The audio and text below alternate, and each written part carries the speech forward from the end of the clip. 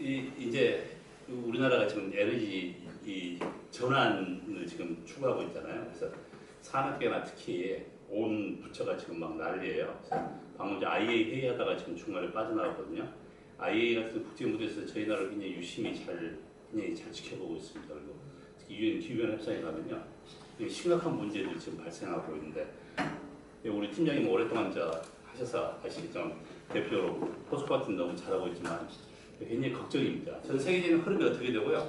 도대체 사람들이 왜 저탄소에서 도대체 뭘로 왜 저탄소를 이렇게 주장하는지, 그리고 도대체 뭘로 저걸 달성하려고 하는 건지에 대한 것을 한번 좀 보시는 게 도움이 될 것 같습니다. 먼저 이제 우리가 NDC를 다 안 했잖아요. 이걸 UNFC에서 한번 효과를 본 적이 있습니다. 이거 한번 보고요. 그 저탄소 경로 달성할 수 있는 전략들을 이렇게 각 기관에서 많이 냈습니다. 여기 전반적인 세계 큰 흐름을 볼 수 있는 것들인데요. 여기 보시면 이제 우리나라에서 산업계들이 어떻게 차이가 있는지 한번 쭉 보시면 도움이 될 것 같아요. 오늘은 제가 1시간 반으로 되어 있는데요. 이렇게 쭉 설명을 드릴게요. 중간중간에 의문사항 있으면 막 이야기하십시오. 워크샵이니까 편하게 제가 아는 데까지 말씀드리도록 하겠습니다. 요거 지구적 산업에서 온실가스 감축 노력이 있었던 것은 뭐 말할 것도 없고요. 크게 기후변화 쪽에 협약했으면요. 유엔의 기후변화 협약이 상승했고, 모법이요. 교토오정서가 있었고요. 최근에 파리 협정이 됐었고, 이게 큰 흐름입니다. 세계요. 교토오정서가 사라진 게 아닙니다. 이제 2021년부터는 파리 협정이 들어가지만요. 교토오정서의 상당한 많은 부분들이 사라져 이렇게 쭉 가고 그러니까요. 기본적인 유엔 기후변화 협약이 모법이고요. 밑에가 하위법들이라고 생각하시면 됩니다. 이게 굉장히 큰 흐름이고요. 여기서 논의된 것들이요. 한 3, 4년 지나면요. 여기서 합의가 되잖아요. 그러면 3, 4년 되면 각 국가의 정책으로 이렇게 입안이 됩니다. 그리고 국내에서 빠르게 했습니다. 1999년부터 쭉 해왔습니다. 그래서 2020년 감축 목표를 2009년에 발표를 하고요. 그러고 나서는 자발적으로 국제 무대에 있었는데요. MB 정부 때 저도 자발적인 감축표를 설정하라고 했는데 그런 줄 알았는데요.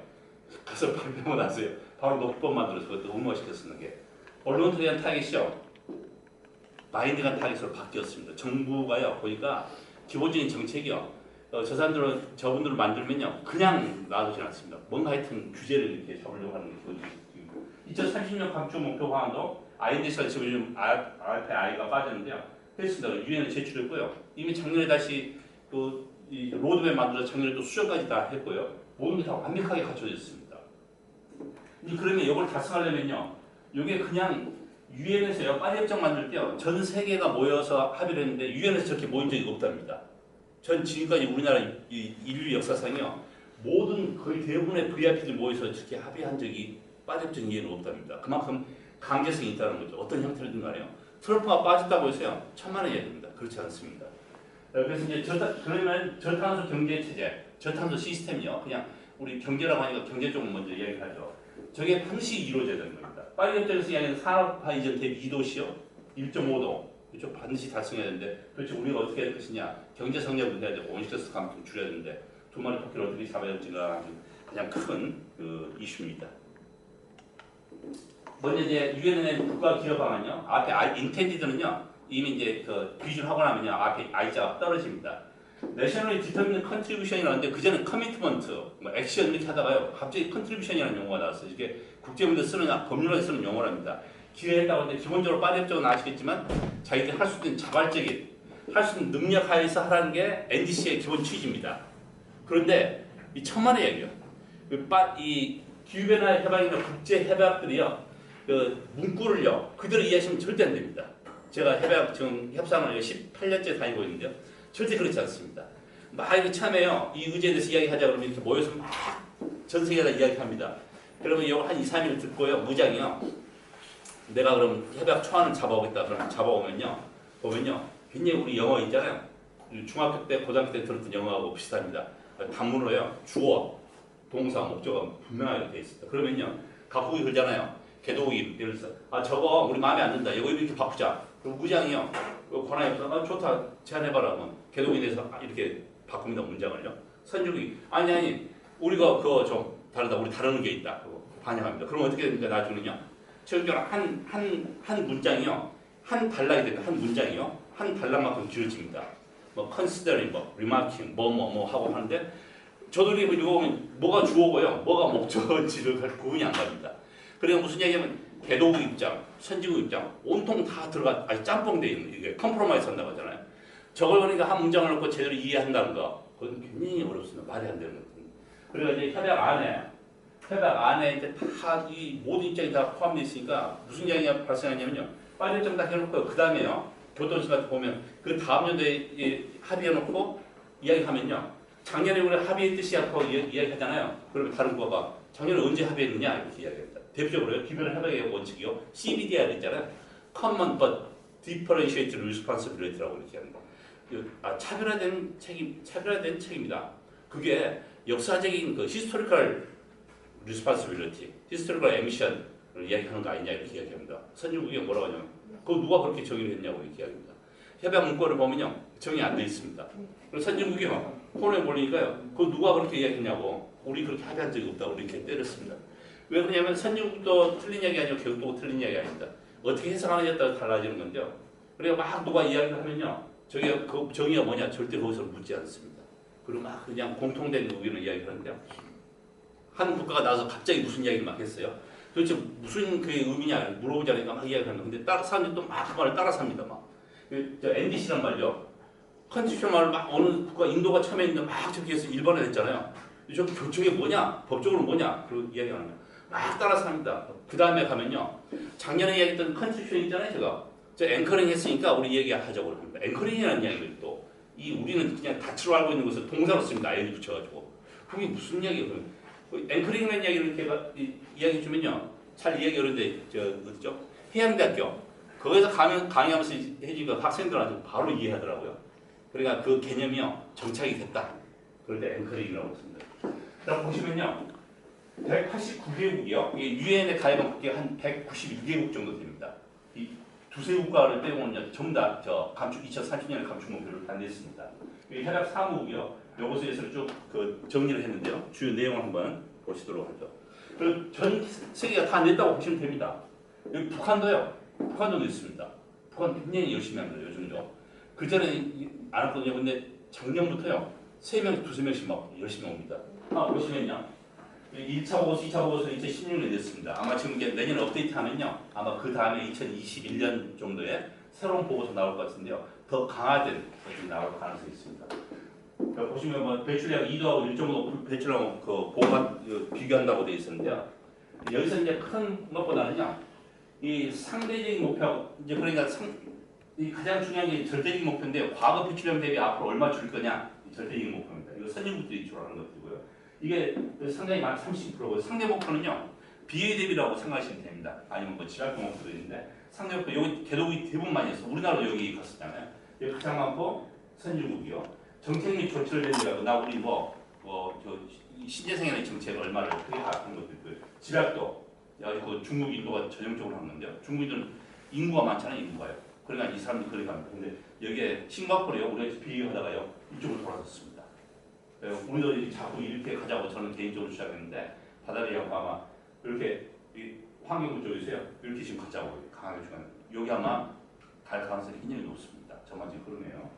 그래서 이게 왜 그러냐면 올 9월에 VIP가 유엔에 가야 됩니다. 가야 되는 규변을 하려서 뭔가 새로운 걸 발표를 해야 되는데 이 목표를 강화하자는 것은 너무 이렇게 모든 여건에 봐서 반대를 하니까요. 가장 환경부처 할 수 있는 것이 절대 목표 쪽입니다. 지금 기존에 있는 목표를 절대 목표로 바꾸자고 합니다만 이렇게 갈 가능성이 높습니다. 또 다른 것도 이렇게 있고요. 대부분 목표는 2030년입니다. 미국 같은 매교가 2025년에 했었는데요. 뭐 이렇게 쭉 돼 있고요. 대부분 감축대상분이 들어갔고요. 원시가스가요. 한 NF3가 들어간 데가 많습니다. 우리 산업계도 여기 NF3를 대응을 해야 된다는 이야기고요.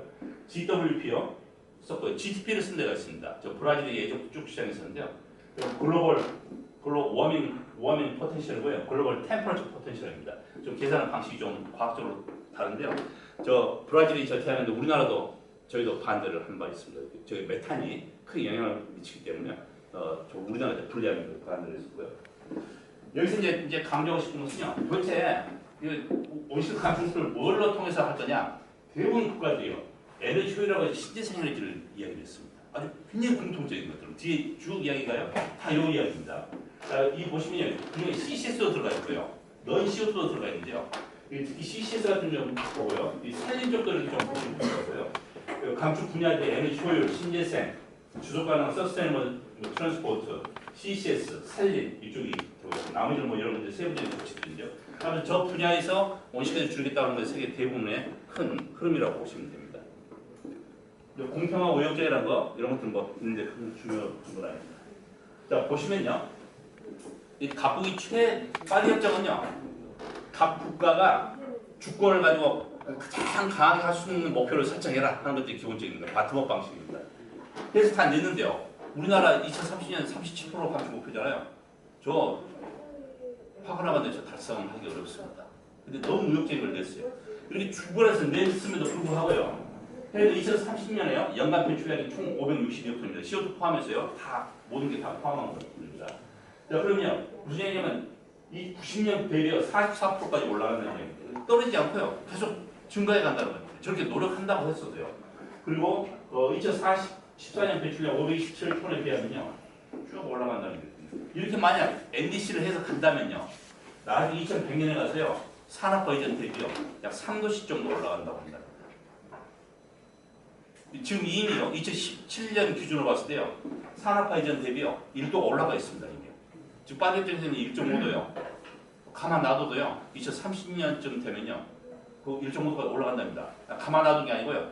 지금부터 온실가스를 하나도 배출하지 않는다. 딱 해도요. 이 관성에 있어요. 2030년에 40년 사이 되면 1.5도가 올라간다는 거예요. 아무것도 배출 안 해도요. 이미 그 문제가 이렇게 돼 있다는 겁니다. 자 그러면요. 2030년에 NDC 배출량 보면요. 우리가 파리 협정에서 목표로 하는 2도씨 배출량이요. 파리 협정에서 목표로 하고 있는 것은 산업화 이전요. 산업화는 1850년에 1950년을 기준으로 봅니다. 이거 달성하는데 이 파리 협정은 정확히 2도로 목표 들어가 있습니다. 2도 상승하는 것들입니다.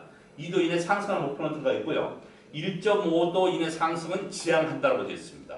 그런데 이번에 OECD IEA 회의 갔더니요. EU부터 시작했어요. 그동안 2도 목표를 정했거든요. 근데 1.5도로 바뀌었습니다. 전부 다요. 모든 개도 다 1.5로 바뀌었고요. 선진 중에서는요. EU도 바뀌어서 가고 있고요. 무슨 이야기냐면 훨씬 더 이제 강한 감축 목표가 압박으로 와닿을 거다 그런 얘기예요. 2도 달성하려면요. 약 보시면 BA가 655톤이요. 15톤이니까 연간 배출량이 NDC가 되면 565톤. 2도시에 필요한 돈은요. 415톤을 해야 됩니다. 그러면 약 152억 톤이 초과가 되는 것들입니다. 그러면요. 현재 냈던 1.5도 2도 달성하려면요. 현재 냈던 NDC 있잖아요. 전 세계가요. 2.7배 수준으로 강화를 해야 2도를 달성한다는 것들입니다. 2030년까지요. 만약 1.5도 가게 된다면요. 3.6배를 해야 됩니다. 우리나라가 37%잖아요. 37% 2.7배면 얼마입니까? 거의 80% 넘어가죠. 2030년까지 거의 BA 대비 80% 이상을 줄여야 되고요. 1도 달성하려면요. 우리 2030년 마이너스 배출해야 된다는 얘기예요. 왜 이 이야기 드리냐면요. 파리 협정에서요. 글로벌 스탁 테킹이라는 게 있습니다. 2023년부터 시작하는데요. 여기에 보면 협정 문안에 보면요. 개별 국가별로 하는 게 아니고 전 세계적으로 다 글로벌 스탁 테킹을 한다. 스탁 테킹은 재고 점검이라고 하죠. 중간 점검하는데 왜 하느냐? 그냥 파리 협정이 하고 있는 목표를 달성하는지 아닌지 이걸 한번 보도록 한다. 정보를 활용하도록 한다. 이렇게 되어 있습니다. 정보를 활용하고 우리 보고 회의 청원하면 되겠지 이렇게 생각할 수 있잖아요. 아까 제가 이제 파리 협정 문안 잠깐 말씀드렸잖아요. 그렇게 되어 있습니다. 정치적으로요. 근데 어떻게 하느냐? 천만에입니다. 그렇지 않습니다. 유엔 사무총장이 우리 방기문 총장이 잘하시잖아요. 전 세계 VIP 모아다가 자, 이 봤더니 분석을 해봤더니 2도 달성도 어렵다. 1.5도 말할 것도 없고.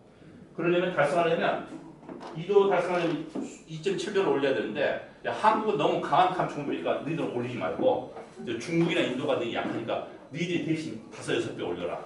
이렇게 할 수 있겠냐는 말이죠. 그렇지 않다는 거. 자, 그러지 말고 전부 다 냈던 거 있잖아요. 전부 다 2.7도 올리도록 하자. 이렇게 갈 가능성이 있다. 정치적으로요. 그렇게 갈 가능성이 굉장히 저는 100% 이렇게 확신을 그동안 협상하고 그동안 했던 겁니다. 너무 지금까지 최대한 이렇게 노력한다고 했어도요. 그럼 한번 보십시오. 이 NDC를 냈던 것이요. 비율 대비 14% 감축한 겁니다. 우리는 몇 프로 있을까? 37% 있잖아요. 근데 2도씨를 배출하려면요. 37% 강하는데 우연하게도 우리나라 감축 목표가 37.5%가 되잖아요. 37%냐. 여기 가 있습니다. 근데 정답 냈던 게 14%. 이게 30% 가려면 곱하기 2.7배를 해야 된다는 얘기예요. 이렇게 강화해야 된다는 것이 기본적인 이제 시사적인 과학적인데 연간 온실가스 배출량이 사실은 기후변화에서 과학적으로 중요한 게 아니고요. 누적 배출량이요. CO2 같은 것은요 수백 년 동안 대기 중에 없어지지 않고 있습니다. 그게 영향을 미친다고. 아까 과거 역사적인 배출량 이렇게 이야기하잖아요. 그래서 과거 역사적인 배출량은 선진국이 굉장히 강조를 합니다.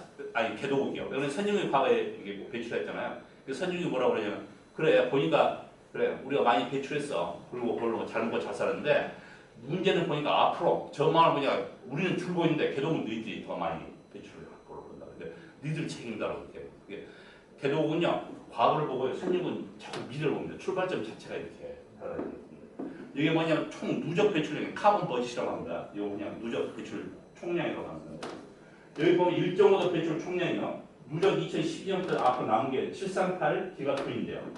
2도시 배출 총량을 하면요. 1000 기가톤이고 1.5도 하려면 550 기가톤입니다. 앞으로 남아있는 게 이건데요. 이게 1.5도는요. 이미 물 건너갔다는 거예요. 자, 요거 2도 하려면요. 이미 70% 정도를 이미 소진해버린답니다. 나머지 20몇 프로가 전 세계가요. 전 세계가 이제 요거 가지고 싸워서 먹고 따먹으려고 하는 거죠. 치열합니다. 이게 과거에 한 10여 년 전에 유엔 기후변화 협상에서 뭐 발표가 있었는데 남아공 대표가 나와서 발표했는데요. 이 역사적인 책임하고 네, 그 권리, 배출로서 권리를 따져봤더니 선진국들은 이미 마이너스 권리가 있다. 선진국 너희들은 배출할 권리가 없다. 지금부터 영 배출이 아니고 너희들은 오히려 마이너스를 해야 된다. 아니 또 개도국들도 조금 플러스 되는 것은 그 권리를 가지고 있다고 얘기해요. 그러니까 사람들이 그 마이너스 배출이 뭘 의미하냐 그랬더니 그런 거 알면서 다 물어보느냐 이렇게 개도국 대표가 얘기해요. 뭡니까? 돈하고 기술 그냥 줘라 그러냐. 물론 마이너스 하면요 살리는 흡수하고 하는 것을 이야기하지만 정식으로는 그런 걸 의미하고 이게 그러니까 이미 1.5도 어려도 2도 배출 총량이요. 굉장히 달성하기 어렵다는 거예요. 남은 배출 총량 가지고 서로 이렇게 차지하려고 이렇게 해야 된다는 거예요. 자 보시면요 NC 되기 전에는 이렇게 증가를 들어가고요. NC 됐더니요 조금 증가폭이 약간 둔화됐습니다. 그러니까 2도 달성하려면 이 패스웨이를 가야 되고 1.5도를 가야 된다는 거예요. 여기 이제 과학자들이 총량 같은 걸 해서 이렇게 해놨다는 거예요.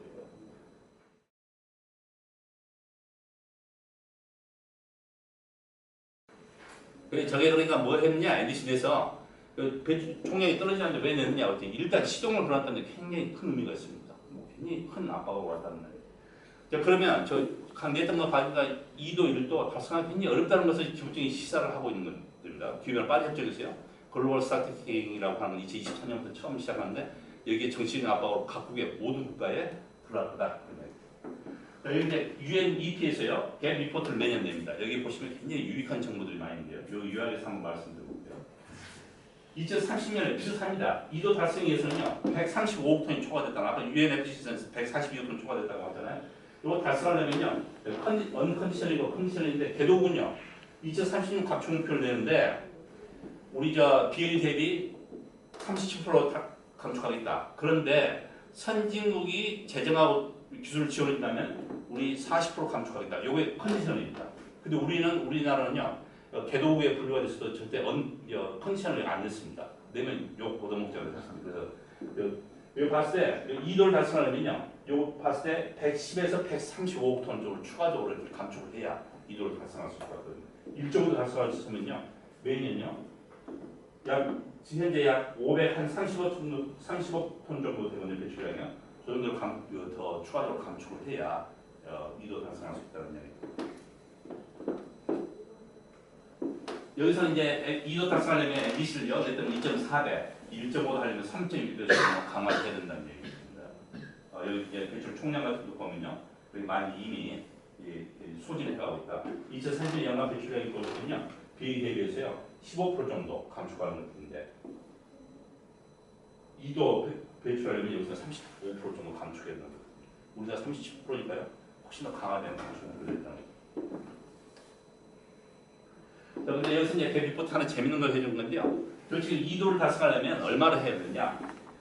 이게 탄소 가격을요, 카본 프라이싱이라고 합니다. 이게 배출권 거래제가 되기도 하고 탄소세가 되기도 하고 다양한 방법인데 약 CO2당 100불 정도 되면 2030년에요.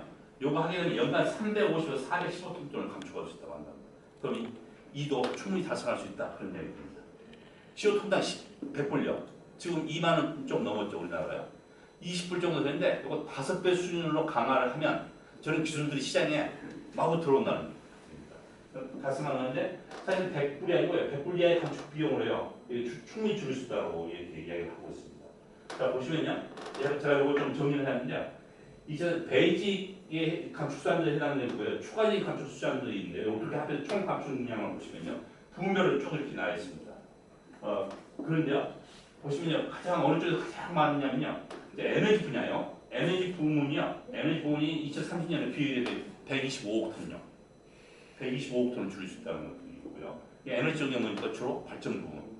그 다음에요. 그 다음에 가시면 산업, 산림도 꽤 많습니다. 수송 부분이요. 그러니까 에너지 관련, 연료 요소 관련된 것들에 그냥 직접적으로 이제 타격이 올 수 있다 그런 이야기를 해주고 있습니다.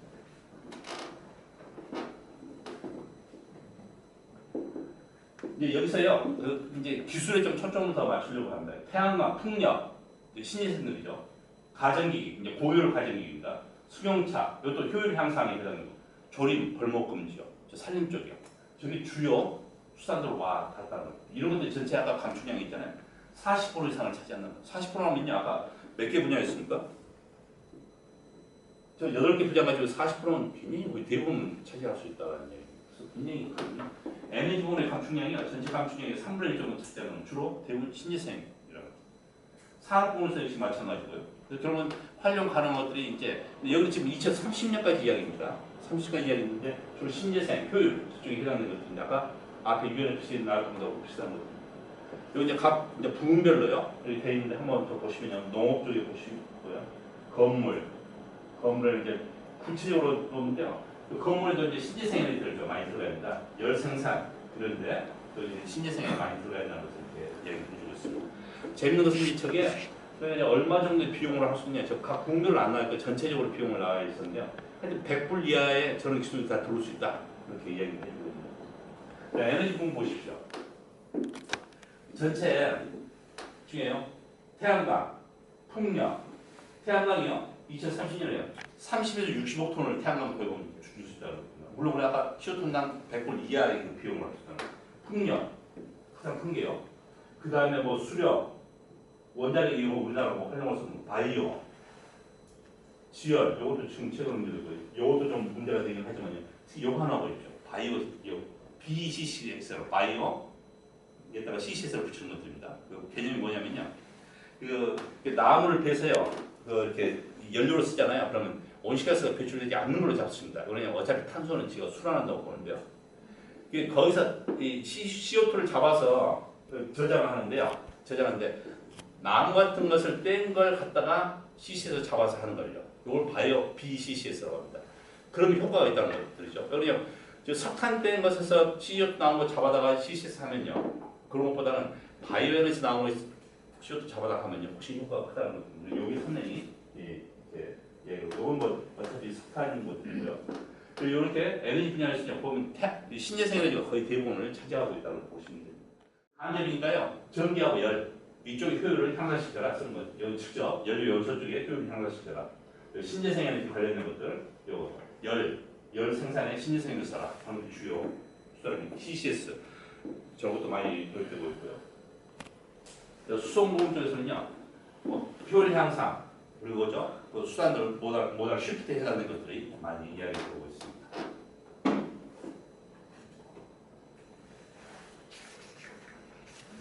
그 산림 쪽은요, 이게 이제 디그레데이드 포레스트라고 하는데요, 이게 나무로 있어야 되는데 이걸 갖다 뭐 같은 다른 걸로 이렇게 전환을 썼던 것들, 품질을 떨어뜨린 것들, 아니면 수목 관리가 잘 안 됐던 것들, 이걸 회복하는 거, 그리고 디포레스테이션이요, 요 벌목 같은 걸 방지해라 하는 것들을 주요 감축수단으로 나오고 있습니다. 자, 그래서 이제 여기서 이야기하는 핵심 방안은요, 저탄소를 달성할 수 있는 방안은요, 가장 핵심이요, 가장 먼저 발전 부분을요, 무탄소화 아니면 거의 저탄소화라고 하는 것들 핵심 이 내용입니다. 여기서 안에 그러면 당연히요, 석탄화력 발전은 거의 앞으로는 폐지해라, 추가적인 건설이 없다 이렇게 나오고. 여기에 석탄화력 되는 것들이 많이 있는데 최근에 많이 중국의 인도들이요 석탄화력 쪽을 많이 건설을 취소하고 있는 경향이 많이 나타나고 있습니다. 뭐 직접 선진국이 미국 같은 데 돈 지원해 주고 있잖아요. 2년 전부터 이거 다 폐지시켰습니다. 그래서 더 이상 지원 안 해주겠다고 하는 거예요. 2016년에 나온 갭 리포트들이 거의 범위들이 비슷합니다. 근데 하나 좀 다양스러운 건 2015년도 거의 비슷한데요. 다양스러운 것은요. NDC를 내보낸 다음에요. 현 정체가에서 한 배출량들이요. 조금씩 낮춰지고 있다는 거예요. 그러니까 효과가 나타나는데 이제 이게 분석에 조금씩 반영되고 있다는 건데 올라가지 않고 내려간 것이 그래도 그나마 좀 다행입니다.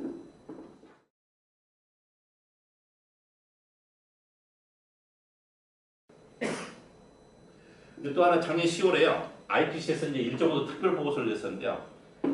이게 왜 그러냐면 그 전까지 규변을 협상하면서 빨리 좀 체결되기까지요.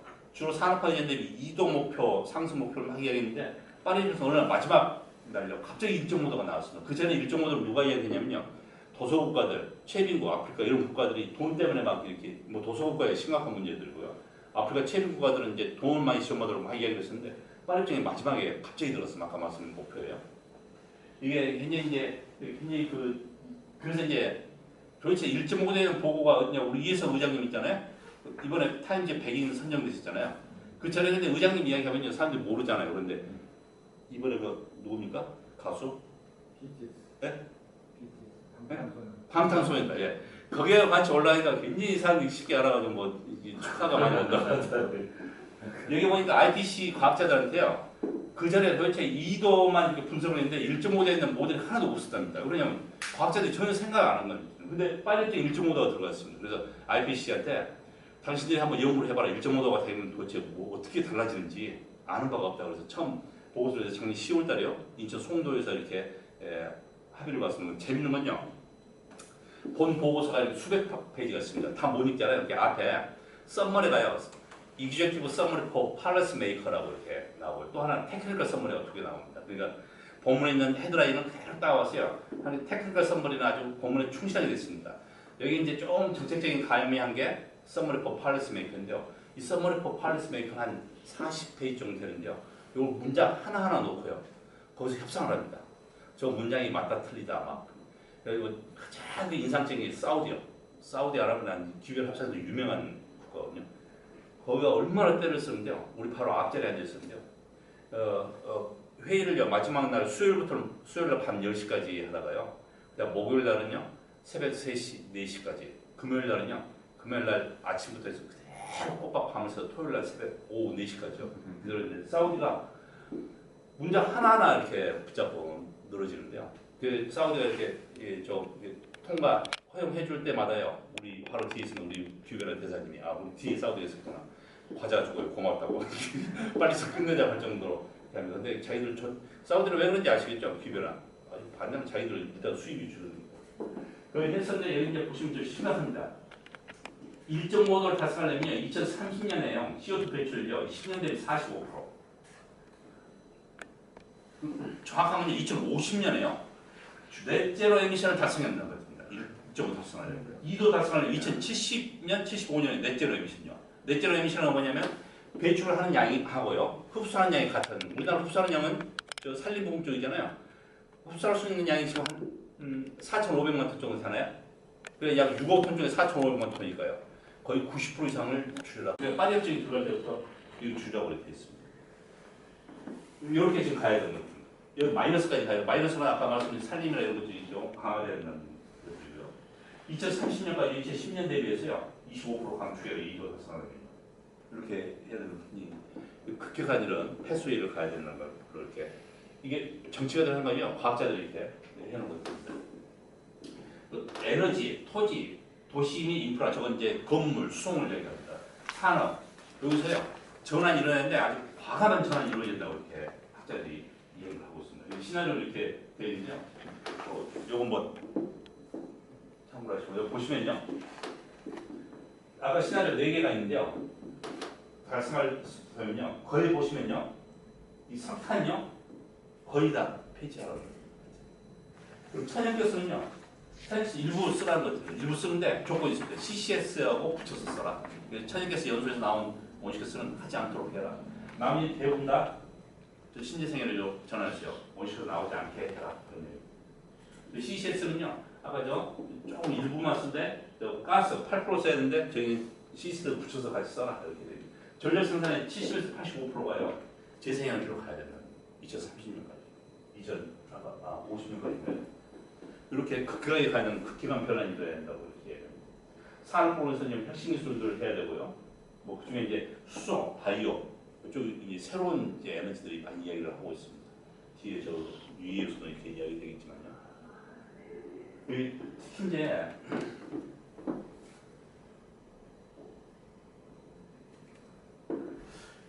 여기서 이런 게 이제 기술들이 막 나오는데요. CCS는 이제 CCS 유틸라이제이션까지 요즘 많이 이야기 나오고 있죠. 기술적으로 입증이 됐지만요. 이건 이제 많이 써야 됩니다. 특히 산림 부분 쪽이요. 써야 되면 굉장히 다양한 문제들이 발생할 수 있다는 것입니다. 우리 최근에 이제 포항 지진 보셨잖아요. 포항 지진에서 CCS 같은 이런 거 있잖아요. 그 주민 수용성도 이제 거의 다 이렇게 떨어져나갔지. 굉장히 여러 가지 문제요. 돈 문제, 뭐 재원 조달, 인간 능력이 거의 이제 극격차원에 따라가지 못하는 거예요. 머리들이요. 이 제도적인 문제. 굉장히 다양한 문제들이 발생할 수 있다는 거예요. 그 중에서 가장 그래도 좋은 것은요. 에너지 효율. 이거 하나거든요. 근데 뒤쪽에 설명드렸지만 에너지 효율 잠재력이요. 이제 거의 바닥이 나고 있다는 거예요. 새로운 것들이 도입이 돼야 된다. 에너지 효율하고 공정 효율 계수는요. 1.5도 달성 불가능하게 이렇게 이야기하고 있습니다. 수송 광물 쪽에서는요. 고효율들이 이렇게 봐야 되고요. 소비 생활 양식이요. 이 자체가 바뀌어야 된다고 합니다. 오늘 이제 제가 기술만 말씀드렸는데요. 경제학적으로요. 소비자의 행태가 변한 거 있잖아요. 이건 제가 오늘 제의하고 이야기합니다. 근데 그 소비 행태가 바뀌어가지고 하는 것은요. 별로 효과가 없습니다. 왜냐면 가격을 올리면요. 수요가 줄잖아요. 그거 언제까지 가겠습니까? 금방 사람들이 금방 잊어버리고 다시 원상이고 그 리바운드 효과라고 하잖아요. 그래서 궁정은요. 기술이 중요하니까 제가 오늘 설명을 드리려고 합니다. 토지 부분에서는 잠재력이 굉장히 높습니다. 이게 토지 부분만 잘 활용하면요. 일정으로 발생할 수 있다고 합니다. 그런데 학자들이 뭐라고 이야기하냐면 그런데 굉장히 다양한 토지를 여기만 온실가스 감축기만 쓸 수 없잖아요. 레저용도 써야 되고 뭐 사냥하는 도 써야 되고 이것들로 충돌이 발생할 수 있다는 이 다양한 문제들이 발생할 수 있다는 거예요. 여기서 결론은 뭐냐면요. 토지 산림을 가지고 온실가스 감축하는 대규모로 하는 거 요건 가능하지 마라 하는 것들이 학자들의 이야기들입니다. 보시면 이제 이 부분에요. 1.5도 발생하려면요. 에너지 부분에만요. 연간요. 8,300에서 1조 7천억 불이면 도대체 얼마나 매년. 이 돈은 에너지 부분 쪽이에요. 에너지 부분에서 미티게이션 쪽만. 어제 뜻이 아니고요. 이렇게 쏟아부어야 된다는 거예요. 여기서요. 그 마지노 어베이드 코스트가요. 굉장히 높다고 여기 1.5도 발생하려면 원식 상계 비용이요. 2도에 비해서 3,4배 높게 나옵니다. 저금족 하시는 분들이 대신 하면 적은 베네핏이잖아요. 이쪽에 우리나라 전문가가 발표하시는데 물어봤더니 야 베네핏은 한 2배 정도 증가한다고. 베네핏은 2배 정도 증가하는데 비용은요 3, 4배 높은 거 가야 돼요. 제 결론은 1.5 달성이 너무 지금 기술 수준으로 보면요 너무 힘들고 불안하다는 거죠. 여기 이렇게 많은 돈들이 이렇게 들어가야 되는 거죠. 근데 여기에요 사우디가요 마지노 어베이드 코스트가 이렇게 높다라고 이렇게 3, 4배 높다라고 그 썸머리에 나와 있는데 저 사우디가 삭제하자고 이렇게. 그래서요, 저게 굉장히 경제적으로 굉장히 중요하잖아요. 그래서 제가 그거 삭제하면 안 된다, 저거 살려야 된다. 그러냐면 모든 경제 주체들이 저 한계의 병에 입각해서 의사결정하는데 저걸 줄이면 학자들이 제시해주는 의미가 없지 않느냐. 그때 마치 선진국들이 제 얘기 따라서 에코해가지고요, 살려놨습니다. 선진국들은 주로 뭘 얘기해요? 총 감축 비용을 막 강조를 합니다. 이렇게 많이 든다는 거예요. 왜냐면 우리나라도 이미 거기에 들어와 있습니다. 왜 자꾸 강조를 하냐면요. 온실가스 한 단위 줄인데요. 한계병이 그런 거잖아요. 한 단위 줄인데 한계병 곡선이 이렇게 가파르다는 이야기입니다. 왜 그러냐면 에너지 효율이 우리나라가 그렇게 높습니다. 특히 산업 부분 있잖아요. 산업은 1, 2 저울 시작 이후로 굉장히 투자를 많이 했습니다. 그러니까 에너지 한 단위, 온실가스 한 단위 줄이는데 돈이 굉장히 많이 들어가니까 가파르게 효율이 굉장히 높으니까요. 그 돈이 많이 들어가니까 이렇게 우리나라도 선진국에 들어가 있다는 얘기입니다. 근데 저만 그런 게 아니고요. 외국 사람들이 오히려 우리 한국에 대해서 이렇게 자기들이 이야기해주고 그 돈이 굉장히 많이 들어가야 된다는 이야기입니다.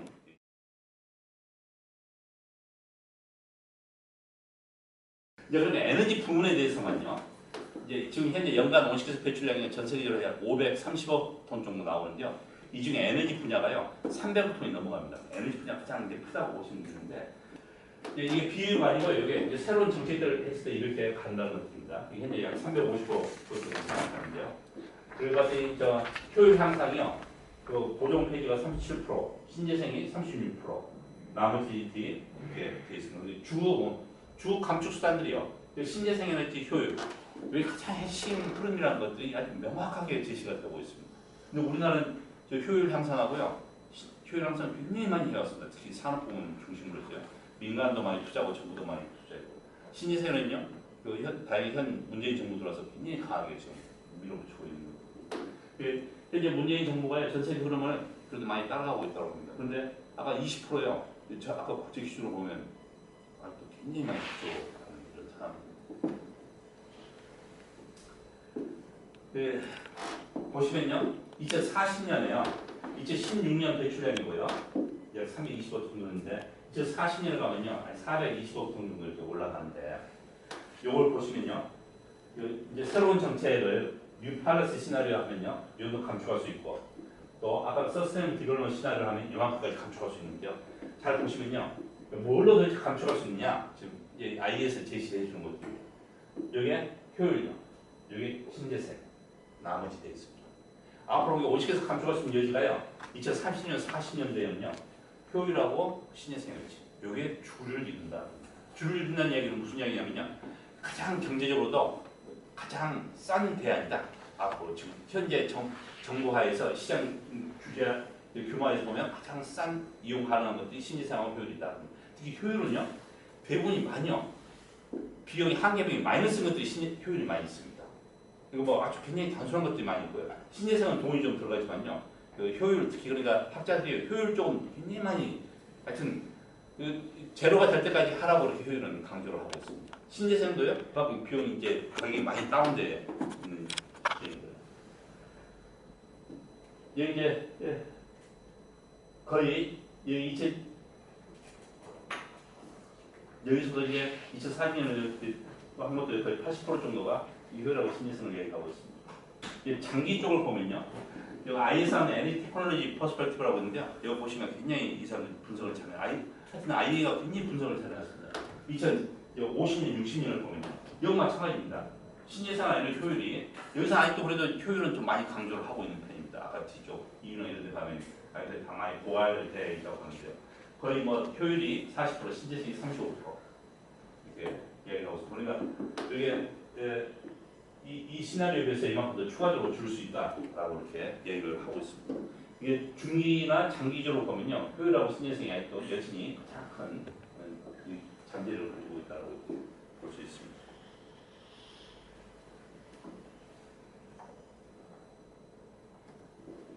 또 하나 이제 부문별로 보면요, 이게 전체 감축하는 양을요, 발전, 수송 이렇게 보는데요, 전체 감축량의 발전 부분이요, 발전 부분이 이제 이걸 뭐 감축수단으로 하는데요, 이게 신재생, 그 다음에 이게 CCS, 그 다음에 효율, 이런 걸 통해서요, 발전물이 전체 감축하는 양의 40% 이상을 발전물이 차지하고 있습니다.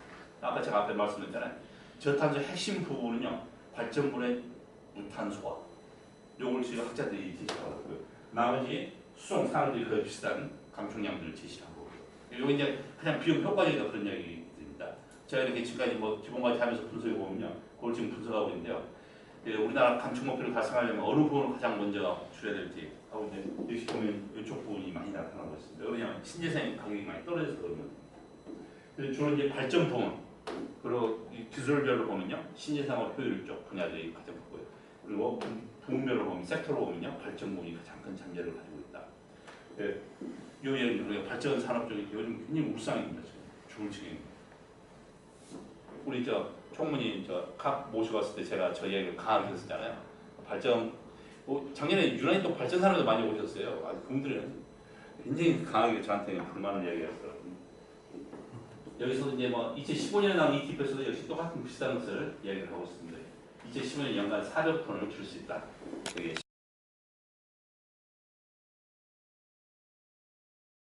보고서가요.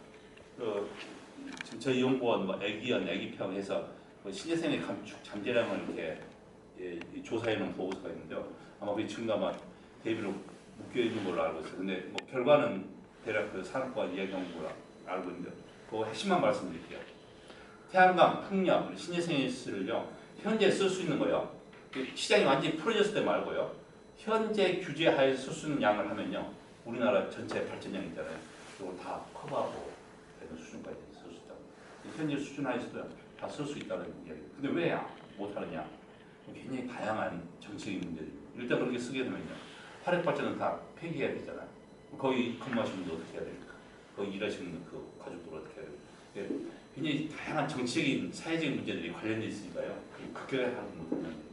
그래서 제가 이제 이번 그 OECD 전문가회의를 갔더니요. 이유가 나서 발표를 했어요. 근데 굉장히 재밌는 이야기를 나와서 발표를 했어.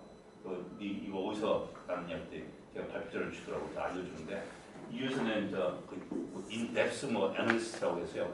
2050년까지 1.5도達成을 위해서 이유가 어떻게 될지 그걸 쭉 해놓은 보고서가 있습니다. 굉장히 중요해요. 팀장님도 청암 쪽 같은 거 한번 나오는 거 한번 보시고요.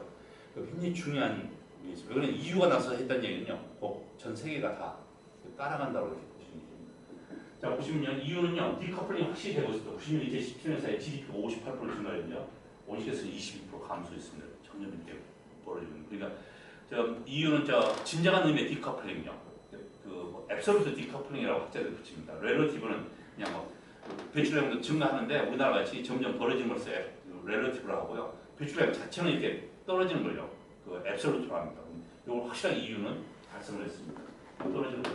수송 부분만요. 보면요. 배출량 수송 부분만 약간 증가를 하고 나머지 부분은 전부 다 감소하는 걸로 나타나고 있습니다. 이게 1차 에너지 소비요. 총 에너지라고 하고 최종 에너지죠. 보시면요. 90년 이후로 에너지 소비가요. 줄지 않았습니다. 줄지 않은 아까 제가 말씀드린 온실가스가요. 22% 줄었다고 했잖아요. 결국 그 이야기 무슨 이야기입니까? 그 에너지 부분에 저탄소화가 그동안 아주 꾸준히 이루어졌다고 이렇게 보시면 되는 거예요. 아주 굉장히 이유를 열심히 하고 있습니다. EU 국가를 보면요. 인바런트 인테그리티라는 그런 개념들이요. 저쪽에는 많이 적용되고 있습니다. 다른 선진국하고 달리요. 저희는 상당히 많이 그런 데 적용되고 있다고 보시면 되고 있고요. 신재생에너지 목표가 2020년이 20%. 이건 최종 에너지 소비 대비입니다. 최종 에너지 소비 2030년이면 32%예요. 하고 있는데 거의 다 지금 맞춰져 가고 있습니다. 이렇게. 패스웨이를요. 잘 따라오고 있다고 보시면 됩니다. 주요 신재생 기술이요. 풍력, 그리고 태양광, 바이오 디젤, 바이오 에탄올 이런 게 주요 연료라고 보시면 됩니다. 제가 하나 이제 여기서 보세요. 이게 육상 풍력이요. 2010년부터의 가격이요. 그래도 덜 떨어진 거죠. 이거 태양광 한번 보십시오.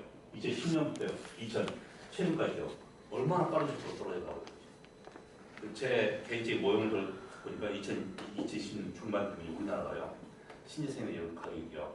태양광 풍력이요. 화력 석탄가격보다 더 낮아지게 떨어지게 분석이 사실 되고 있는데 여기서 제시를 이렇게 하고 있습니다. 이 IEA에서도요. 이게 훨씬 더 낮아질 거라. 그러니까 지금 현재 그 3차에는 기본계획, 신재생 에너지 우리나라 20% 도입하는 거 있잖아요. 논란이 많습니다. 저희 연구원 자체가 굉장히 보수적이에요. 저는 이렇게 나와서 이렇게 상당히 진보적으로 이야기하지만 우리 다 화석연료 연구하신 분들이잖아요. 우리 연구원 안에서 우리 기후변화 신재생하는 사람들은요 야당에 해당된다고 보시면 되는데 이 이야기하면요 여기 듣지도 않아요. 말도 안 듣는데 요즘 많이 바뀌었어요. 원장님이 조영성 원장님이 오셨는데 우리 에너지 하신 분이 아니고 환경 하신 분이 오셔가지고 에너지 전환 이렇게 정부 자체가 이렇게 많이 하고 있잖아요. 어차피 가야 될 텐데 이렇게 많이 가격이 떨어진다는 거예요. 저 중앙 집중시죠. 태양열 발전할 수 있는 것도 가격이 이렇게 많이 떨어지고요. 이거 이제 해양 풍력 발전도 보시면요. 굉장히 빠른 속도로 떨어지고 있습니다. 특히 이게 태양광이요. 우리나라 이거 잠재력이 굉장히 높은데 아까 이제 신재생 하신 분들한테요. 태양광 어떻게 많이 할 수 있냐. 논란이 걸잖아요. 이제 태양광 판넬 설치하려면 엄청나게 많은 땅이 필요하다고 그러잖아요. 이제 반대로 이제 그렇게 제기합니다. 근데 이거 안 된다 이게. 여기도 뭐 수십 배 해야 되는데 어떻게 하냐. 여기서 이제 발전 부분의 저탄소화는요. 신재생 말할 것도 없고요. 원자력, 전력망 연계 있잖아요. 신재생 많이 들어오기 때문에 그런 문제예요. 또 시장 구조 이런 것들이 이제 굉장히 필수인 거고요. 메인 난방 부분은요. 가정부입니다. 이쪽에 저탄소화도 신재생이 들어가야 된다. 수송부 쪽도 친환경차가 들어가야 된다. 수송부 쪽이 상당히 좀 서울 쪽에서 벗어나기 너무 어렵다고 이렇게 EU에서는 이야기하고 있습니다. 산업 부분도요. 이쪽에 여러 가지 들어가야 되니까 산업 구조로 들어간다고. 네, EU가요. 했던 재탄소 전략 한번 이제 쭉 들어가는데요. 1990년 80% 감축으로 산됐습니다. 100%까지 이번에 제시한 거죠. 그러니까 이도 달성하려면요, 2050년까지요, 90년 과거 도시락 대비 80% 줄여야 되고요. 이건 원래 자기들 공약 예전 많이 했던 것들입니다. 이제 1.5도 달성하려면요, 100% 줄여야 된다는 거예요. 요거 어떻게 달성할 수 있는지 그 시나리오를 드리겠습니다. 여기 크게 보시면요, 전력화. 전력화라는 것은 뭐냐면 아까 발전문에 무탄소화뿐만 아니고요, 무탄소화된 전력을요, 소비 쪽에 화석연료 다 제끼고요, 전력을 다 쓰라는 얘기, 그 전력화입니다. 수소에너지 쓴다. 그리고 저탄소 연료, 수소 같은 거 활용해서요, 새로운 개념의 연료요, 그 이퓨얼이라고 합니다. 이 가스, 이 뭐 플루이드 이렇게 하는데요, 그 수소하고요, CO2하고 이렇게 결합시켜가지고요, 새로운 연료를 만들어내는 새로운 개념으로 에너지 효율 향상하는 거. 저희까지가 순환 경제예요. 순환 경제는 뭐냐면 이제 재사용하는 겁니다. 여기까지가 2도 달성하는 전략이에요. 추가적으로 이렇게 세 가지 시나리오를 많이 있어요. 여기 뒤에 용어가 있으니까 들으시면 좋을 것 같고요. 이런 부분에서 어떻게 뭘 해야 될지를 한번 이유가 이렇게 자세히 제시하고. 그리고 이제 아까 위에 이 8가지 전략들이고요. 그 밑에 하이에요. 하이에 부분별로요. 뭘 해야 될지를 쭉 나열하고 있습니다. 이건 산업 부분은 더 추가적으로 더 상세히 좀 나중에 말씀드릴게요. 이 에너지 부문 쪽에서는요, 부문을 나누면요, 파워 섹터가 이쪽 에너지 부문이라고 얘기합니다. 주 전력, 그러니까 산업, 건물, 여기 가정 산업입니다. 수송 이렇게 크게 이렇게 나눠서 이렇게 설명을 드리도록 하겠습니다. 에너지 부문의 저탄소화는요, 신재생에도 주요 기술이라고 이렇게 이야기하고 있습니다. 화석연료를요, 무탄소 연료를 전환하고요, CCS로 활용해라 이렇게 되어 있습니다. 한번 무탄소 연료 전환을 보면요, 그때 신재생으로 하는데요, 여기도 마찬가지 풍력, 태양광, 태양열, 지열, 조력 이런 것들 다 활용하라고 되어 있습니다. 여기 하나 좀 특이한 게 매드가스나 이런 것들, 바이오가스 이런 것들 많이 활용하라고 되어 있고요. 스마트 전력망이요, 신재생에 변동이 심하니까 이걸 연결하는 것들을 이렇게 분산형 전력망 연결하는 것을 해야 되고요. 여기서 하나 재밌는 것은요, 분산형 전력망뿐만 아니고 중앙 집중형 현재 같은 전력망도 강화를 해야 된다 이렇게 되고 있습니다. 왜냐하면 에너지 다수배우 산업들이기 때문에. 또 새로운 에너지는 그린 하이드로젠하고요, 블루 하이드로젠. 그린 하이드로젠은요, 요거 생산하는 수소 생산 원천이요, 신재생에서 가져오는 것입니다. 저 블루 하이드로젠은요, 지금 천연가스 개질에서요 수소 만드는 것들입니다. 그런데 저 블루 수소라는 이야기는 진정한 의미에서 온실가 감축에 기여를 못한다는 얘기입니다. 기여하는 거고요. 신재생 아까 말씀드린 수소하고 CO2를 결합해서요, 이 표현에는 새로운 개념을 만들어내는 건데, 재밌는 게 저게 특히 이 액체 있잖아요. 요것은 이제 휘발유 이런 것도 비슷하답니다. 그러니까 현재 여기 인프라 있잖아요. 수송망, 뭐 충전소 이런 거 활용해서 쓸 수 있는 그런 효과가 있다고. 단지 근데요, 단지 CO2가 어디서 나오느냐? 저 석탄이 어디서 나오는 게 아니고 바이오매스 있잖아요. 저 나온 것들 떼서 나온 CO2를 잡아다가 여기 전력이 많이 들어간다. 전력. 또 전력 어디서 생산하느냐? 석탄에서 이런 화석을 해서는 안 된다는 신재생에서 전력을 생산해서 만들어야 된다. 수를 아모니아로 전하는 방법도 있습니다. 요즘 수하시는 분 보면요, 이 다양한 방법들이 많이 있습니다. CCS는요, 요 온실가 감축 잔재량이 있는데요, 주민 수용성 문제. 그리고 실제 저게 90% 정도 이렇게 이게 흡수한다고 하거든요. 근데 실제 현장에 적용하는 거 보면요, 그렇지 않습니다. CCS를 가동하려면요, 뭐가 많이 들어가냐면 전력이 굉장히 많이 들어갑니다. 이걸 로스라고 하는데, 저게 제가 아까 말씀드렸지 10% 정도 전력이 추가 들어간다는데, 심지어는요, 50% 가까이 들어가기 현장에 적용하는 것들이 많이 나타나고 있을 건데, 이 CCS는 굉장히 문제가 되고, 우리나라는 특히 포항시 지열 때문에요, 굉장히 더 문제가 많이 되어 있습니다. 그리고 이제 아까 말씀드린 BCCS가 그래도 그 중에는 좀 낫다 이렇게 얘기하고 있습니다. 신재생은 주로 이제 전력하고 연료 형태로 많이 쓰는데, 해상 풍력은요, 전력 생산의 100% 감당하고 있고요, 육상 풍력 200% 공부할 수 있는 잠재력이 있다고 합니다. 해상 풍력은 우리나라도 많이 있냐? 울산 그쪽이요. 울산 새로운 저 시장이요. 다른 데 전혀 관심 없고 지금 해상 풍력 있잖아요. 부의식 풍력 요거 도입하려고 하는데, 여기만 관심이 있대요. 주민들이 굉장히 불만이에요. 민원 체계도요, 시장에 관심이 없다고 그래요. 풍력 발전 얘는요. 근데 이제 풍력은요, 해상을 활용하게 되면요, 농업, 산림, 낚시, 관광, 좀 군사용이잖아요. 저보다 충돌이 생길 수 있는 가능성이 있다고. 바이오매스는요, 바이오매스 이제 전력 생산하는 것은요, 현재 상당히 낮지만요. 하지만 그 잠재력이 꽤 있는 편이고요. 그래도 이제 이쪽 좀 기동성이 높고요. 생물 다양성, 식량 안보 같은 데하고 충돌할 수 있는 문제점이 좀 있다고 얘기합니다. 수력은 사실 잠재력은 크지 않습니다. 그리고 소수력이요. 소수력은 좀 상당히 잠재력이 있다고 보고요. 지역도 이렇게 크지 않습니다. 비용하고 실질적인 문제도 있고요. 원자력도 여기 이제 사실 우리나라 제외하고요. 중국이나 인도 같은 데 상당히 원자력이 많이 늘어나고 있습니다. 근데 아까 이제 IPCC 2.5도 보고서 있잖아요. 여기서 원자력이 증가하는 걸로 이렇게 나와 있습니다. 여기 그래도 상당히 문제가 됐어요. 시상식은 자기들이 답변하는데 저한테 미뤄가지고요. 근데 이건 원자력은 지극히 정치적인 문제이기 때문에 경제학적인 문제들이 아닙니다. CCS 아까 말씀드린 준 수용성 이런 것이 그 CCS는요 일부 EU 회원국 안에서는요 자기가 설치 못하게 이미 금지시킨 국가도 나오고 있습니다. 그래서 상당히 좀 문제가 좀 많이 있을 것 같아요. CCS는요 CO2 기반에서 제품을 만드는 것더라고요. 이 연료 생산에 활용할 수 있는 문제점이 있습니다.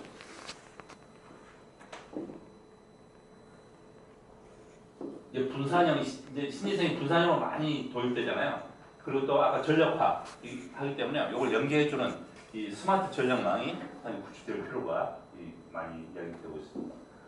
그래가지고 분산형 전원을 연결해 주는 거고요. 또 하나는요, 해상 풍력이 많이 확대가 되잖아요. 이거다가 에너지 다소비 산업하고 이런 것들이 있기 때문에 중앙 집중형 전력망도 많이 발전시킬 필요가 있다. 근데 이 초고압 집주 승려 있잖아요. 이 방식이 사실 이제 도입될 수 있는데 그 잠재는 크지 않다고 봐요. 우리나라도 이거 예전에 많이 도입하려고 이렇게 전력 공부를 했었는데요.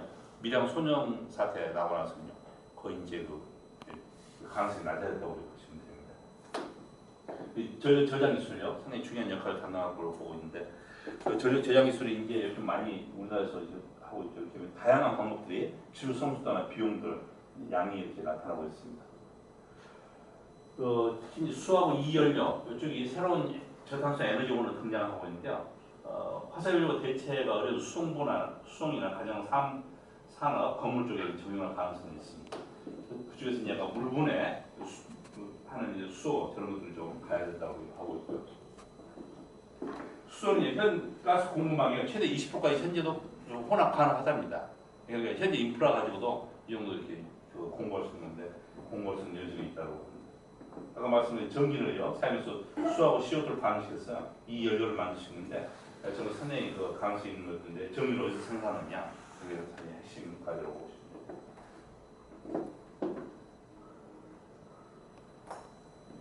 이렇게 이제 저런 시나리오를 돌렸더니요 거의 신재생이요 이 총에너지 소비의 절반 이상 차지하는 이런 결과가 나오고 있고요. 최종 에너지 소비에서는요. 무탄소 전력이요 절반 이상을 차지하고 그러니까 전력화가 굉장히 빠르게 진행된다. 모든 시나리오에서 이렇게 빠르게 진행된다는 것을 이야기를 해주고 있습니다. 전력 소비 역시 마찬가지로요. 전력 소비 증가가 거의 이렇게 전력 소비를 유도하고 있다. 그러니까 앞으로 소비 쪽에서는요 화석연료 못 쓰고 무탄소 전력으로 쓸 수밖에 없다 그런 이야기입니다. 그리고 발전 설비를 보면요 거의 태양광 풍력이 거의 대부분을 차지하는 걸로 나오고 있습니다. 우리나라도 이렇게 3020 이렇게 되어 있는데요. 여기 마찬가지입니다. 건물 쪽이요. 건물 쪽은요. 단열 강화는 기존의 방법들입니다. 고효율 기기들, 가정 부분, 상업을 많이 도입한다는 거고요. 이쪽이요. 냉난방용이요. 연료를요. 신재생에너지요. 태양열, 지열, 바이오매스, 수소 쪽으로 이렇게 전하는 방안이 제시가 되고 있습니다. 이건 상당히 익숙하지 않은 것은 우리나라예요. 이런 것들이 그리고 스마트 건물요. 그러니까 이제 소프트웨어적인 것들이죠. 소비자 요구들, 또 분산형하고 연계해주는 것들. 그리고 제로 에너지 빌딩요. 요 우리나라 이미 도입됐습니다.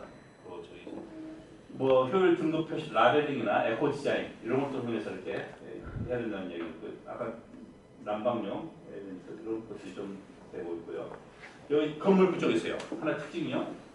전력 소비 비중이요. 거의 뭐 절반 이상, 80에서 80% 이상까지 앞으로 전력이 들어간. 지금도 많이 우리나라 쓰고 있잖아요. 거의 대부분 이제 전력으로 쓰고 있다 이렇게 보시면 되고요. 전력의 나머지들은요 수소나 이런 것들이 들어간다고 보시면 돼요. 그러니까 화석 연료는 이제 건물 부분 쪽에서 가정 산업에서 거의 쓰지 않는다라고 보시면 됩니다. 수송구는요 이제 환경 배터리 전기 자동차예요. 이런 것도 좀 도입해야 되고요. 저탄소 쪽으로는요 수소, 수소기는 아까 이 연료 있잖아요. 이런 걸 좀 많이 해야 되고요. 효율 개선, 지능형 수송 시스템 도입하고요. 저 멀타이 모델 트랜스포트라고 저런 개념이 새로 나왔습니다. 그러니까 수송 수단도 여러 가지 연계해서요 한꺼번에 최적화하는 그런 수단들이 많이 되고요. 근데 하나 또요, 외부 비용을요 매개와 소비자들이 선택할 수 있게 정부가 해달라 그런 얘기. 그러니까 세금을 매기든지 배출금을 하든 간에 소비자들이 현명한 소비자들이 알아서 선택할 수 있게끔 유도해달라 그런 얘기. 또 새로운 기술 도로교통 쪽에서는요 큰 건 특히 없습니다. 바이오에탄 2연료 쪽이 있고요. 철도 쪽에서는 바이오연료 수소 쪽이 들어가도록 하고요. 해운 쪽에서는요 내륙 쪽에서는 전력화를 하라고 이렇게 제시를 많이 하고 있습니다. 우리나라 이제 한강에 그 유람선 있잖아요. 그 전력화 배터리로 교체가 됐나요? 저 아마 몇 년 전에 한다고 막 이야기했던데 모르시죠, 총무님? 어디 말씀하시죠? 우리 한강에 유람선들요. 아, 그건 잘 모르겠어요.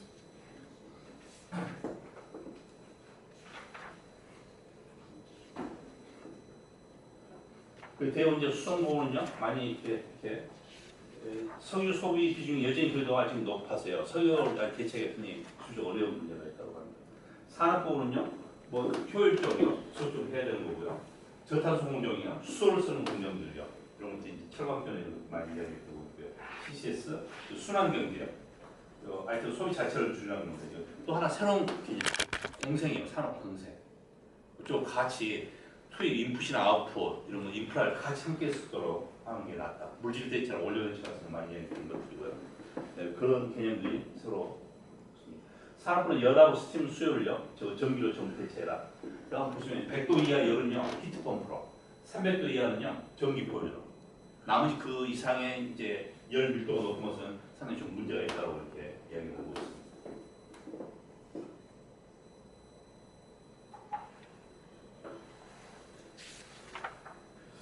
철강 산업 쪽에 보시면요, 이제 일반적으로 고로 쪽이 그냥 많이 효율 개선이 되고 있잖아요. 대부분 이제 이쪽도 지속적으로 추진해가 근데 그렇게 앞으로 잠재력이 그렇게 많지는 않을 것 같다 하는 거고요. 여기서 이 사람들이 이유 쪽에서 일반적으로 고로 있잖아요. 전기로 쪽으로 전환하면 상당히 원식을 많이 줄 수 있다라고 얘기합니다. 이제 문제가요, 이 스크랩 공급량, 펌틀 있잖아요, 펌틀. 이쪽 문제가 있다고 지적하고 있습니다. 그 DRI를요 수소나 전기분해 기술로 이렇게 대체하는 방안들이 많이 고려를 하고 있는데요. 한번 나중에 팀장이 한번 좀 고민 한번 해보시죠. 비용하고요, 또 수입에 대한 문제를 있고, 또 수소를 이용한 기술을요, 플라즈마 이용한 기술을 하고 있는데 본격적으로 많이 추진하고 있지 않습니다. 그래서 이제 이 제기를 하면서 많이 문제점들이 많이 있다라고 이렇게 제기를 하는 기술적인 문제를 풀어나가야 된다. 이 베이스라인 대비해서요. 많이 컨트롤스 여지가 좀 많이 있다라고 처방 쪽 이렇게 이야기하고 있고요. 석유 산업이요, 효율 개선하고 연료 전환, 원료 전환들, 특히 이제 재순환 있잖아요. 하나 재밌는 것들이요, 이 저탄소 메탄올 생산을 위해서요, 수소하고요, CO2를 사용하는 것들, 아까 이 연료 개념이잖아요. 수소를 저탄소 수소로 합니다. 그러니까 수소를 어디서 생산하느냐? 이런 걸 해서요, 메탄올 생산하게 되면요, 이게 많이 감축할 수 있다. 이 플라스틱을요, 재순환하면요, 그 오시를 감춰서 여지가 많이 현재 한 60% 정도 이렇게 EU에서 쓰고 있답니다. 이걸 좀 많이 올려라 그런 얘기 있는데, 근데 EU에서 이미 플라스틱을요 여기로 많이 수출을 하고 있는 거예요. 경제적 이유 때문에. 그런 것들이 좀 문제가 된다고 이야기하고. 비금속 산업은요, 뭐 기존에 이야기했던 것들이 쭉 있는데요. 이제 효율적이 상당히 많이 고갈이 됐다. CCS가 이제 될 수밖에 공정 매출이 높기 때문에요. 연료 대체는요, 클린컬 대체 새로운 시멘트가 나왔는데요. 그 시멘트 종류 굉장히 많은 것들이 나왔습니다. 뭐 이런 막 제품들이 나왔는데요. 포드네 시멘트 대비해서요, 오히려 70% 감축할 수 있는 것들이고요. 그리고 또 하나 재밌는 건요. 그리고요, 건축 자재로 뭐 재사용한다는 이야기 우리나라 많이 나왔잖아요. 근데 이 건축물 설계 자체를요, 분해할 수 있도록 이렇게 앞으로 하라는 거죠. 그래서 이제 시멘트 이쪽 자체를 유리 요업은요, 기술들이 상당히 어려운가 봐요. 천연가스를 전기나 바이오가스를 전환하는 것들 이렇게 이야기를 하고 있고요. 제지 산업은요, 이제 이쪽에서는 이제 아까 연료전이 잘 되고 있다고 하는데 고온의 열을 쓰는 게 아니기 때문에요. 얼마든지 연료 선택할 수 있는 가능성이 있는데, 이게 흑액 있잖아요. 흑액을 가스화하는 방법이요. 우리나라 지금 쓰고 있잖아요. 근데 이걸 아예 가스화하는 방법으로 해서요. 해가지고 전력이나 바이오가스 생산하는 우리나라 폐지 재순환이 굉장히 잘하고 있습니다. 저희 산업 우리나라에서 제가 보는 산업품이 굉장히 모범적으로 살아가고 있습니다. 비철금속이요. 저쪽도 이렇게 크게 한데 알루미늄용의 새로운 기술이요. 저 팀장님 들어보 있어요? 이리스요? 저 처음 들어봤습니다. 저게 상당히 핵심 것들이 나오는 지금 개발됐는가 봐요. 2024년에 상용화가 될 수 있다고 합니다. 그래서 알루미늄 1차 생산 공정을요, 2차 공정으로 이렇게 전환해서 이제 온실도 많이 줄일 수 있는 그런, 특히 알루미늄 재사용하는 것들요, 요걸 절반 이상까지 올려라 줄일 수 있다고 이렇게 이야기하고 있습니다. 이렇게 되면요, 굉장히 이제 많이 올릴 때 줄일 사항공도 줄일 수 있다는 것들이 기본적인 것들이고요. 그 에너지 소비량요, CO2 배출량요, 지각도가 이렇게 굉장히 모든 시장에서 다 떨어질 수 있다는 것들을 이렇게 보면 되고요. 여기서 이제 투자비요 보시면요, 2도 달성하기 위해서는요, 2031년부터 50년까지 연간요, 매년 1조 3천억 유로요. 우리 돈으로 얼마입니까? 200조 아니 2천조를 투자를 해야 된다는 거예요. 근데 기준안 자체가 베이스라인 자체가 연간 1조 1,900억 유로를 투자하게끔 돼 있습니다. 여기는 추가적으로 더 해야 되는 것들이죠. 그러니까 이렇게 근데 하나요, 에너지 공급 부분에서는요, 전체 공급에서는 전력 부분의 투자가 대부분 차지하고 있고요. 수요 쪽에서는요, 수송분 투자가 굉장히 수송은 차량 가격 때문에 많이 되겠습니다. 공급 부분은요, 전체 투자의 9%밖에 안 됩니다. 나머지 전부 수요 쪽이에요. 투자를 해야 된다는 거죠. 그러니까 수요 쪽을 굉장히 강화를 해서요, 새로운 연료들을 도입해야 되고 새로운 차량들을 도입해야 되는 것으로 되고 있습니다. 1조로 달성하려면요, 투자는 80%, 아까 2도 달성이 됐어요. 투자가 그렇게 크게 많이 증가하지 않습니다. 6.7% 증가하는 걸로 제시하고 있고요. 수송보험 제외하면요, 17% 증가하는데 RTC는 한 12% 증가하는 걸로 이렇게 이야기를 하고 있습니다. 근데 아까 말씀드렸죠, 총량은 증가하지만 한계 비용은요, 아까 산업에 증가한다, 가파르게 증가한다 했잖아요. 저희 인계점에 가서요, 비용이 갑자기 빠르게 증가한다 그런 이야기를 하고 있습니다. 이게 이제 아까 말씀드린 것을 이렇게 쭉 보여주는 것들이고요. 여기 이제 베이스라인 대비해서 이제 각 시나리오인데 아까 저기 자원 순환 경제 이렇게요. 이렇게 5개 시나리오가 2도 달성하는 거고, 여기 1.5도 달성하는 것들인데요. 여기 이제 비용입니다. 연간요, 베이스라인 대비해서 약 100억에서 250억 유로 연간요. 추가적으로 투자를 해야 된다는 얘기예요. 그러니까 베이스라인 자체가 엄청나게 많이 투자를 하는데 추가적으로 하면 2도 달성 가능하고요. 그러니까 연간 150억입니다. 150에서 300, 150에서 1,500에서 3,000억 정도를 더 유로를 더 추가하면요, 이 1.5를 달성할 수 있다는 거예요. EU 전체니까 어마어마한 돈이잖아요. 어마어마한 돈. 이걸 투자를 해야 된다는 것인데, 이분들은 그리고요, GDP가 2몇 퍼센트 포인트가 증가하는 걸로 발표를 했어요. 그 제가 질문해서 어떻게 해서 그렇게 증가하냐 그랬더니 경제하는 사람 다 뻔한데 대답이요. 충분히 할 수 있다고 보는데, 이제 그렇지 않는 경우에 다시 재투자가 일어나는 경우를 가정하고 이렇게 하나 이제 거의 마무리 아닌데요. 오시게스 배출량이요, 전 세계 배출량이 2016년 14년부터요 거의 정체 상태에 와 있었습니다. 2015년 대비해서 이렇게 했는데 가장 많이 배출한 중국이요, 많이 배출을 많이 주었고요. 미국도 배출을 주는 걸로 나오고 있습니다. 이번에 이제 최근에 IEA 보고를 보니까요, 전 세계 연료 연소 배출량이요, 이번에 2018년도에 세계 최고 기록을 기록했습니다. 이게 경제 성장이 상당히 많이 빠르게 됐었고요. 석탄 발전이 좀 많이 중국 같은데 인도 같은 데 많이 증가하는 그 영향이 있다고 보시면 됩니다. CO2 농도가요, 이미 400ppm 이상은 넘어갔었습니다. 또 하나의 재밌는 건요, 오래된 자료인데요, 최근 못 찾았는데요, 이제 신재생에너지 대체 에너지라고 하잖아요. 유가 석유를 대체한다고 해서 이렇게 대체 에너지를 썼습니다. 요즘 안 쓰지만 재생에너지 쓰지만 석유 가격이 올라가야 신재생에너지 투자가 증가를 하게 되어 있습니다. 근데 재밌는 현상은요, 이게 유가인데요, 유가가 올라가냐고 이렇게 정체적으로 떨어졌는데요, 신재생에너지 투자가요, 막대로 투자인데요, 2015년에요 세계 최고 기록했다는 얘기입니다. 경제학적으로 보면 안 맞는 얘기잖아요. 무슨 얘기냐? 이미 신재생에너지의 시대로 접어들었다는 거예요, 전 세계가. 에너지 전환 쪽이 빠르게 이루어지고 있다, 그런 얘기입니다. 그래서 저런 걸 흐름을 놓쳐서는 안 된다, 그런 얘기입니다. 결론적으로 이제 저탄소 달성 위해서는요, 에너지 부분은 저탄소 가장 심각한 것 같은 거예요. 그래, 저 워낙 많이 배출하고 있잖아요. 이 하고 때문에 저쪽 부분이 가장 필요하고요. 역시 아까 기술은요, 에너지 효율하고 신재생. 여기 뭐 특별히 새로운 것들, 새로운 연료들 나왔잖아요. 이 연료들인데 이런 것들에 대한 가능성 많이 이제 검토할 필요인데요. 그 중에서 에너지 효율성 발전물의 무탄소, 저탄소 이게 상당히 시급히 추진될 필요가 있다는 거죠. 물론 이제 이런 걸 하기 위해서는요. 이렇게 이제 대응할 수 있는 것들 이런 것들을 좀 안전장치들을 마련할 필요가 있는 거고요. 일적으로 달성해서는요 대폭적 온실가스 감축이 필요합니다. 아까 말씀드린 그 굉장히 많은 돈들이 들어가고 한계도 있긴 높은데 현재 정부하에서 그렇습니다. 그러니까 기술 개발이 빠른 속도로 이루어져야 될 필요성이 있다는 얘기입니다. 특히 이제 산업부문 쪽이요 경영 직접적인 영향을 미치고 있습니다. 그러니까 아예 경영 전략이요 온실가스 감축에 대한 것들 비용이나 전략들을요 아예 포함하는 게 기업으로서는 아마 가장 편안한 방법이 아닌가 생각합니다. 이상으로 발표 마치도록 하겠습니다.